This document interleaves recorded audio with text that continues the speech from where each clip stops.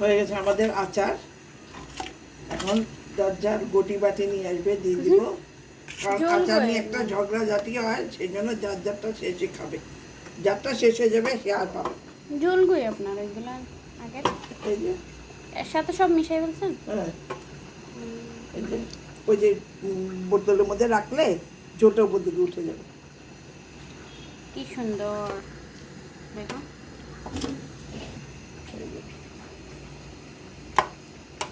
আসলে আচার অনেক কষ্টের করা, অনেক কিছু লাগে, সবার পক্ষে পক্ষে সম্ভব হয় না করাতে, কারণ প্রচুর জিনিস লাগে।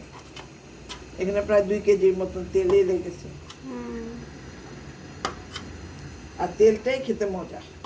তেলটা দিয়ে একদম গরম গরম ভাত দিয়ে আর আলু ভাজি দিয়ে কি যে মজা লাগে, গরু মাংসতেও দেওয়া যায়, অসম্ভব মজা। ধন্যবাদ জানাই, ভালো থাকবেন।